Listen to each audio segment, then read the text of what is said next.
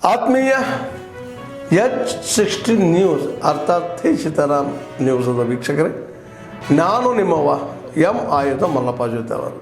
ತಾವು ಈಗ ಸುದ್ದಿಗಳ ಲೋಕಕ್ಕೆ ಎಂಟ್ರಿ ಹೊಡಿತಾ ಇದ್ದೀರಿ. ಈ ಸುದ್ದಿಗಳನ್ನು ಪ್ರತಿಯೊಂದು ನೋಡೋ ಜೊತೆಗೆ ನಿಮ್ಮ ಅಭಿಪ್ರಾಯಗಳನ್ನು ಹಂಚ್ತಾ ಇರಿ. ಯಾಕಂದರೆ ಈ ಸುದ್ದಿಗಳು ನಿಮಗಾಗಿ, ನಿಮ್ಮ ಬದುಕಿಗಾಗಿ, ನಿಮ್ಮ ವೈಚಾರಿಕೆಗಾಗಿ, ನಿಮ್ಮ ತಿಳುವಳಿಕೆಗಾಗಿ ಅನ್ನೋದು ನಿಮಗೂ ಗೊತ್ತು. ಜೊತೆಗೆ ನಮಗೂ ನಿಮ್ಮೊಂದಿಗೆ ಇದೊಂದು ಮಾತಾಡುವಂಥ ಜೊತೆಗೆ ಸುದ್ದಿಗಳನ್ನು ಬಿಡುವಂಥ ಕೆಲಸ.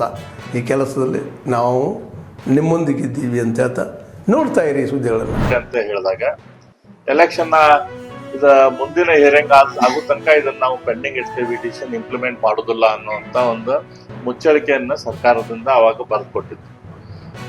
ಆದ್ರೆ ಎಲೆಕ್ಷನ್ ಮುಗಿದಾದ್ಮೇಲೆ, ಎಲೆಕ್ಷನ್ ಮುಗಿದಾಗಿ 2 ವರ್ಷ ಆಯ್ತು. ಈಗ ಇನ್ನೂ ತನಕನೂ ಕೂಡ ಅದನ್ನ ಕೋರ್ಟ್ದಲ್ಲಿ ಮುಂದಿನ ಹಿಯರಿಂಗ್ ಮಾಡಿ ಆ ವಿಷಯಕ್ಕೆ ಒಂದು ಇತ್ಯರ್ಥ ಆಡುವಂತ ಕೆಲಸ ಸರ್ಕಾರ ಮಾಡಲಿಲ್ಲ. ಸರ್ಕಾರ ಇದನ್ನ ಸಂಪೂರ್ಣ ನಿರ್ಲಕ್ಷ್ಯ ಮಾಡಿದ್ದಕ್ಕಾಗಿ ಸಮಾಜದ ಕೂಗನ್ನ ಮತ್ತ ಈಗಿನ ಮುಖ್ಯಮಂತ್ರಿಗಳು, ಈಗಿನ ತಾರೀಕೇನು ಅಖಿಲ ಭಾರತ ಸಾರ್ವತ್ರಿಕ ಮುಷ್ಕರ ಇದೆ, ಅದರ ಕುರಿತು ಹಲವಾರು ಪತ್ರಿಕಾಗೋಷ್ಠಿಗಳಾಗಿದ್ದಾವೆ, ಸಾಕಷ್ಟು ಪ್ರಚಾರ ಆಗಿದೆ. ಈಗ ನಾವು ಒಂದು ಫೈನಲ್ ಕಾಲ್ ಆಗಿ ಇವತ್ತು ನಮ್ಮ ಈ ಜುಲೈ 9ರ ಒಂದು ಹೋರಾಟ ಕುರಿತು ಒಂದು ಪತ್ರಿಕಾಗೋಷ್ಠಿ ಇವತ್ತು ಇಲ್ಲಿ ಆಯೋಜಿಸಿದ್ದೇವೆ. ನಮ್ಮ ಬೇಡಿಕೆಗಳ ಬಗ್ಗೆ ತಮಗೆ ಈಗಾಗಲೇ ಎಲ್ಲ ಗೊತ್ತಿದೆ. ಮುಖ್ಯವಾಗಿ ಇದು ಏನು ಸ್ಟ್ರೈಕ್ ನಡೀತಾ ಇದೆ ಜುಲೈ 9ಕ್ಕೆ ಅಖಿಲ ಭಾರತ ಒಂದು ಮುಷ್ಕರ ಏನು ನಡೀತಾ ಇದೆ, ಇದು ಮೋದಿ ಸರ್ಕಾರ 2020ರಲ್ಲಿ ಒಂದು 4 ಕಾರ್ಮಿಕ ಸಂಹಿತೆಗಳು, 4 ಲೇಬರ್ ಕೋಡ್ಸ್ ತಂದಿದ್ದಾರೆ. ಅದು ಈಗಾಗಲೇ ನಮ್ಮ ಹತ್ರ 27 ಕಾರ್ಮಿಕ ಕಾನೂನುಗಳು ನಮ್ಮ ರಕ್ಷಣೆಗೆ ಆಗಿದ್ದಾವೆ. ಅದನ್ನು ಅಲ್ಲಗಳೆದು ಈ ಹೊಸದಾಗಿ 4 ಕಾರ್ಮಿಕ ಸಂಹಿತೆ ಅಥವಾ 4 ಲೇಬರ್ ಕೋಡ್ಸ್ ತಂದಿದ್ದಾರೆ. ಅದನ್ನು 2020ರಲ್ಲೇ ತಂದರೂ ಕೂಡ ಇದುವರೆಗೂ ಅವರಿಗೆ ಅದನ್ನು ಜಾರಿ ಮಾಡಲಿಕ್ಕೆ ಆಗಿಲ್ಲ. ಯಾಕಂದರೆ ನಮ್ಮದು ತೀರಾ ಇಡೀ ದೇಶದ ಕಾರ್ಮಿಕ ವರ್ಗ ತುಂಬ ಅದರ ವಿರುದ್ಧ ಹೋರಾಟ ಮಾಡಿದೆ, ನಿಲ್ಲಿಸಿದೆ. ಅದು ಈ ವರ್ಷ ಅವರು ಅದನ್ನು ಜಾರಿಗೊಳಿಸಬೇಕು ಅಂಥೇಳಿ ಭಾಳ ಪ್ರಯತ್ನ ಮಾಡ್ತಾ ಇದ್ದಾರೆ. ಅದರ ಭಾಗವಾಗಿ ರಾಜ್ಯ ಸರ್ಕಾರಗಳ ಮೇಲೆ ಕೂಡ ಭಾಳ ತುಂಬ ಅವರು ಒತ್ತಡ ಹಾಕ್ತಾ ಇದ್ದಾರೆ. ಈಗಾಗಲೇ ನಾವು ಇದ್ರ ಬಗ್ಗೆ ಹೇಳಿದ್ದೀವಿ.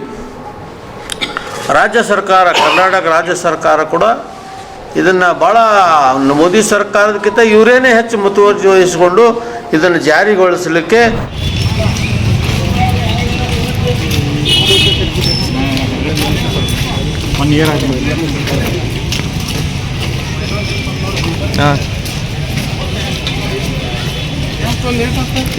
ಅಲ್ಲಿ ಹೋಗಿದ್ದಾರೆ ಸರ್.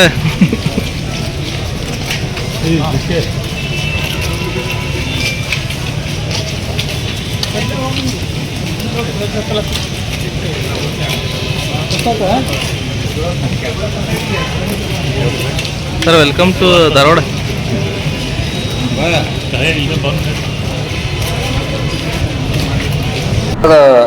ದಿನಾಂಕ 9/7/2025 ಅಖಿಲ ಭಾರತ ಗ್ರಾಮೀಣ ನೌಕರರ ಒಂದು ಮುಷ್ಕರಕ್ಕೆ ಕರೆ ಕೊಟ್ಟಿದ್ದು, ಕೇಂದ್ರ ಸರ್ಕಾರ ಜಾರಿಗೆ ತರ್ತಿರತಕ್ಕಂಥ 4 ಕೇಂದ್ರ ಕಾರ್ಮಿಕ ಕಾನೂನುಗಳನ್ನು ನಾವು ವಿರೋಧಿಸುತ್ತಿದ್ದು, ಹಾಗೂ ವಿವಿಧ ಗ್ರಾಮೀಣ ಬ್ಯಾಂಕ್ ನೌಕರರ ಬೇಡಿಕೆಗಳನ್ನು ಕೂಡ ಜಾರಿಗೆ ತರಲು ನಾವು 9/7/2025 ಕರ್ನಾಟಕ ಗ್ರಾಮೀಣ ಬ್ಯಾಂಕ್ ನೌಕರರ ಸಂಘ ಹಾಗೂ ಅಧಿಕಾರಿಗಳ ಸಂಘ ಹಾಗೂ ನಿವೃತ್ತ ನೌಕರರ ಸಂಘ ಒಂದು ದಿನ ಮುಷ್ಕರಕ್ಕೆ ಕರೆ ಕೊಟ್ಟಿದ್ದು, ಈ ಒಂದು ನಮ್ಮ ಬೇಡಿಕೆಗಳನ್ನು ಕೇಂದ್ರ ಸರ್ಕಾರ ಕೂಡಲೇ ಜಾರಿಗೆ ತರಬೇಕು ಹಾಗೂ ಕೇಂದ್ರ ಸರ್ಕಾರ ಏನು ಜಾರಿಗೆ ತರಲು ಹೊರಟಿರುವ ಕಾರ್ಮಿಕ ಕಾನೂನುಗಳನ್ನು ಕೈ ಬಿಡಬೇಕು ಅಂತ ನಾವು ಈ ಒಂದು ಹೋರಾಟದಲ್ಲಿ ಸವಿಸ್ತಾರ ನಾವು ಹೇಳಲಿದ್ದೇವೆ ಸರ್.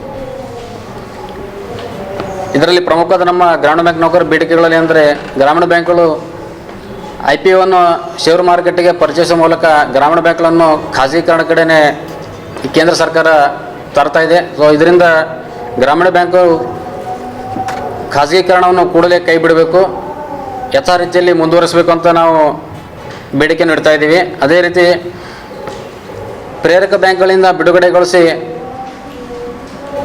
ದೇಶಾದ್ಯಂತ ಇರುವ 28 ಗ್ರಾಮೀಣ ಬ್ಯಾಂಕ್ಗಳನ್ನು ಒಗ್ಗೂಡಿಸಿ ರಾಷ್ಟ್ರೀಯ ಗ್ರಾಮೀಣ ಬ್ಯಾಂಕ್ ಸ್ಥಾಪನೆ ಮಾಡಬೇಕು ಅನ್ನೋ ಬೇಡಿಕೆಯನ್ನು ಕೂಡ ನಾವು ಮುಂದಿಡ್ತಾ ಇದ್ದೀವಿ. ಹಾಗೂ ದೇಶಾದ್ಯಂತ ಇರುವ ಗ್ರಾಮೀಣ ಬ್ಯಾಂಕುಗಳಲ್ಲಿ ಸರಿಸುಮಾರು 30,000ಕ್ಕಿಂತ ಹೆಚ್ಚು ಹುದ್ದೆಗಳು ಖಾಲಿ ಇದ್ದು, ಈ ಕೂಡಲೇ ಎಲ್ಲ ಹುದ್ದೆಗಳನ್ನು ಭರ್ತಿ ಮಾಡಿ ಗ್ರಾಹಕರಿಗೆ ತ್ವರಿತ ಸೇವೆಯನ್ನು ಸಲ್ಲಿಸಲು ಬ್ಯಾಂಕುಗಳನ್ನು ಇನ್ನಷ್ಟು ಸದೃಢ ಮಾಡಬೇಕಂತ ನಾವು ಈ ಮೂಲಕ ಒತ್ತಾಯ ಮಾಡ್ತಾ ಇದ್ದೀವಿ. ಅದೇ ರೀತಿ ರಾಷ್ಟ್ರೀಕೃತ ಬ್ಯಾಂಕುಗಳಲ್ಲಿ ಇರುವಂತೆ ಪದೋನ್ನತಿಗಳನ್ನು ಕೂಡ ಜಾರಿಗೊಳಿಸಬೇಕು. ಆದ್ಮೇಲೆ ಎಲ್ಲ ಸುದ್ದಿಗಳನ್ನು ನೋಡಿದ್ರಲ್ಲ, ಏನು ಅನಿಸ್ತು ನಿಮಗೆ? ಇದರಲ್ಲೇ ನಿಮ್ಗೆ ಲೈಕ್ ಆಗಿರ್ಬೋದು, ಡಿಸ್ಲೈಕು ಆಗಿರ್ಬೋದು, ಕಾಮೆಂಟ್ ಬೇಡಪ್ಪ ಅಂತೂ ಅನಿಸಿರ್ಬೋದು, ಕಾಮೆಂಟ್ ಮಾಡಬೇಕಪ್ಪ ಅನಿಸ್ಬೋದು, ಶೇರ್ ಮಾಡಬಾರ್ದಪ್ಪ ಅನಿಸಿರ್ಬೋದು, ಅದು ಮಾಡಬೇಕು ಅನಿಸಿರ್ಬೋದು. ಏನಾದರೂ ಆಗಲಿ ಶೇರ್ ಮಾಡ್ತಾಯಿರ್ರಿ, ಈ ನ್ಯೂಸ್ಗಳನ್ನ ಹಂಚ್ತಾ ಇರಿ, ಜೊತೆಗೆ ಇದಕ್ಕೆ ಸಬ್ಸ್ಕ್ರೈಬ್ ಆಗ್ತಾಯಿರಿ ಅಂತ ಹೇಳ್ತಾ H16 ನ್ಯೂಸ್ ಅರ್ಥಾತ್ ಹೇ ಸೀತಾರಾಮ್, ಇದು ಸತ್ಯದ ಕೈಗೆ ನಡಿ. ವಂದನೆಗಳು.